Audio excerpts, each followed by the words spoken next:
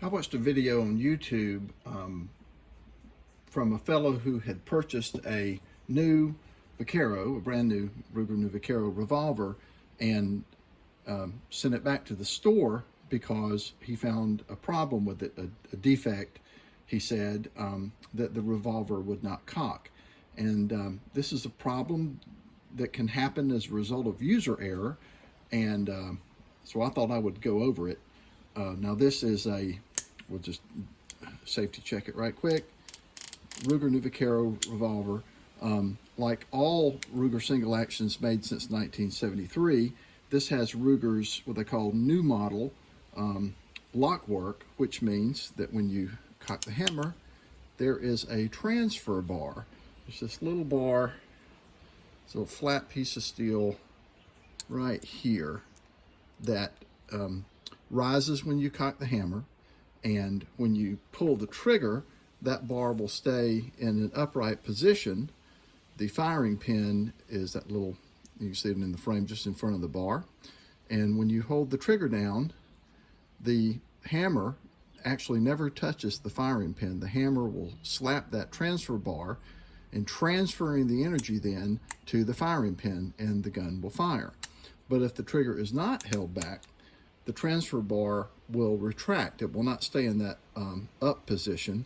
So I'll lower this hammer, and now I've got my finger off the trigger, and as you see, as the hammer goes down, that transfer bar is down out of the way, so that hammer nose would simply hit the frame, would not hit the firing pin. The gun will not go off. The reason for that is Ruger redesigned its single action revolvers to overcome the sort of the inherent safety issue with the original Colts and their ilk, which is that when you've got the hammer lowered and there's a live cartridge in that top chamber, the gun could go off if it were dropped or a blow on the hammer, because there's nothing to prevent it. So Ruger redesigned them to make them safe. So you can carry these revolvers just like a modern double action revolver. They're what we call drop safe. You drop them with a loaded chamber under the hammer and it will not go off.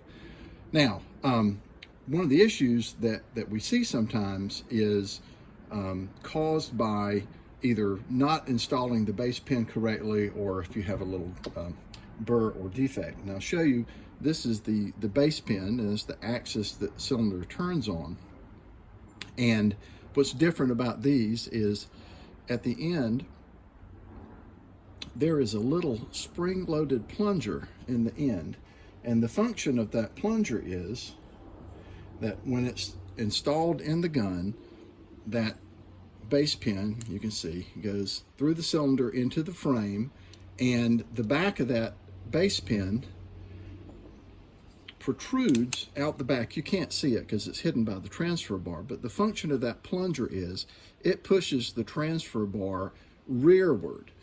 And the reason for that is it tilts the bar backwards so that as you cock the gun, it will clear the firing pin and not snag it. Now, if you did not have the base pin installed correctly, and we'll just try it on this revolver, we'll put the base pin back in the gun, and if you do it correctly, hard to do this on camera, sorry. All right, so if you do this correctly, the pin goes in, you've got a little spring-loaded catch on the side that retains the pin. It snaps into that groove that you see right there. So when it's correctly inserted, click, that cross pin is in that groove, and it's in the correct position, and it works normally. Now, if you didn't put your base pin all the way in, then your pin is too far forward, and that plunger can't do its job. And this is what happens when you try to cock the gun.